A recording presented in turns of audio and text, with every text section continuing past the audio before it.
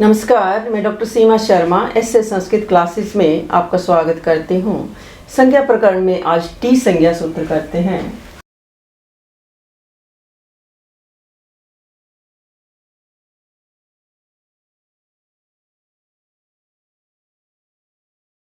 अचो, अंत्यादि टी। तो टी संज्ञा सूत्र कर रहे हैं हम। ऐसे संस्कृत चैनल को यदि आपने सब्सक्राइब नहीं किया है तो सब्सक्राइब करें, शेयर करें और लाइक भी करें।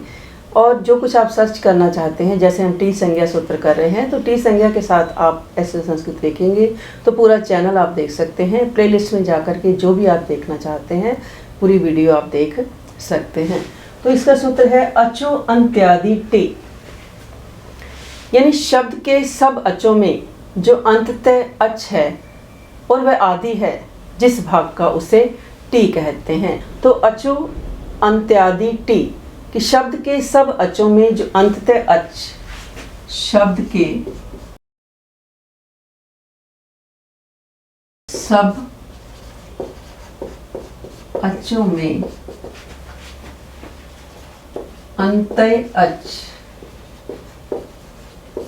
अच वह आदि है जिस भाग का, उसे टी कहते हैं।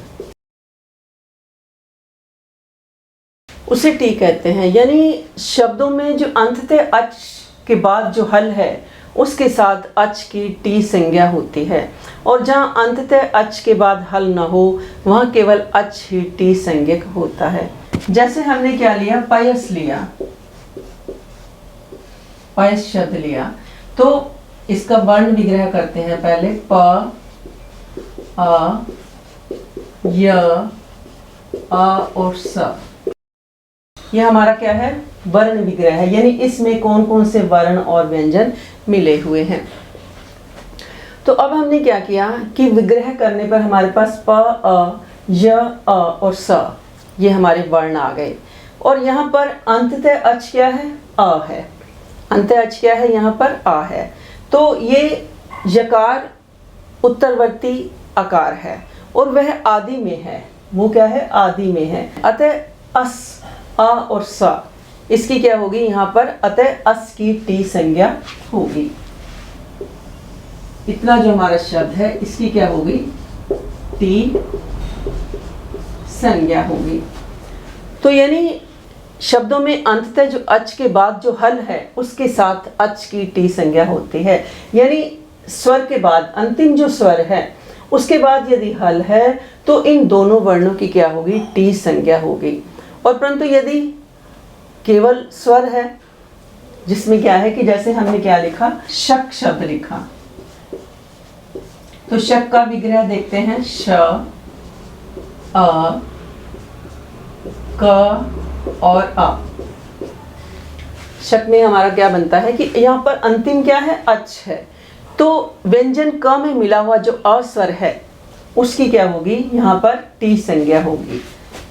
यानी अंतिम जो स्वर है उसकी क्या होती है, टी संज्ञा होती है। और यदि उस स्वर के बाद कोई हल है, शब्दों के अंतिम जो अच है उसके बाद यदि हल है तो उस अच की भी टी संज्ञा होती है। यानी इसमें अस की हो गई और इसमें टी संज्ञा किसकी हो गई, आ की हो गई।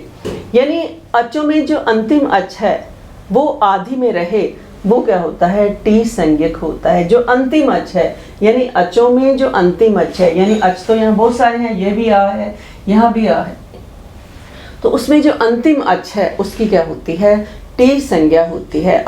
शब्दों में अंतिम अच के साथ जो हल है, शब्दों में जो अंतिम अच है उसके साथ जो हल है उसकी टी संज्ञा होती है। और जहाँ पर अंतिम अच के बाद हल ना हो वहाँ केवल अच ही क्या होता है, टी संज्ञक होता है। वहाँ केवल क्या है, अच ही क्या होता है, टी संज्ञक होता है। स्वर और व्यंजन से ही शब्द बनते हैं, यानी शब्द व्यंजन और स्वरों का मेल है। शब्द क्या है, व्यंजन और स्वरों का मेल है। यानी किसी भी शब्द में अंतिम स्वर टी है, उस अंतिम स्वर वर्ण से टी संज्ञा की क्या होती है, शुरुआत होती है। तो यहाँ पर आ क्या है, अंतिम हमारा स्वर है, तो उसकी क्या है, टी, यहीं से शुरुआत हो जाएगी। और उसके बाद यदि हल है तो अस हमारा क्या माना जाएगा, टी संज्ञक माना जाएगा। परंतु स्वर के बाद व्यंजन न होने पर, यदि स्वर के बाद कोई व्यंजन नहीं है तो तब अ केवल स्वर ही क्या है, टी संज्ञक माना जाएगा। यानी इस प्रकार पेपर में यदि हमें प्रश्न आ जाए, जगत शब्द आ गया पेपर में, जगत में टी संज्ञा किसकी होती है। क्वेश्चन आ गया पेपर में आपको कि जगत में टी संज्ञा किसकी होती है।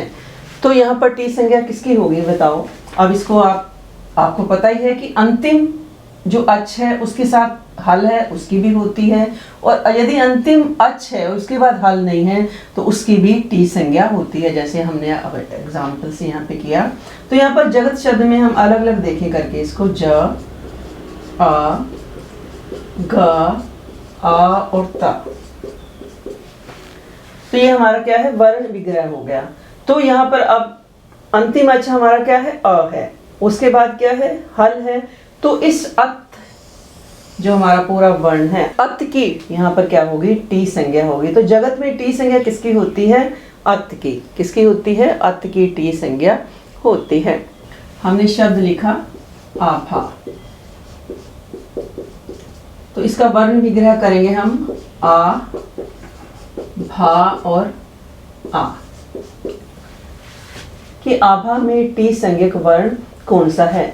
तो यहाँ पर आभा में टी संज्ञक वर्ण कौन सा है, बड़ा आ। ये हमारा क्या है, टी संज्ञक है, क्योंकि इसके बाद कोई व्यंजन नहीं है, कोई हल नहीं है। तो अंतिम अच टी संज्ञा आदि वर्ण होगा, यानी अंतिम अच जो होगा, जो भी शब्द हम लिखेंगे, जैसे हमने शब्द क्या लिखा यहाँ पर, भगवान शब्द लिखा, भगवान। तो अब इसको अलग अलग करें हम, वर्ण विग्रह करें, भ, आ, ग, आ, व, आ और न। भ, आ, ग, आ, व, आ और न। तो यहाँ पर हमारा अंतिम अच कौन सा आ रहा है, आ रहा है। उसके बाद क्या है, हल है।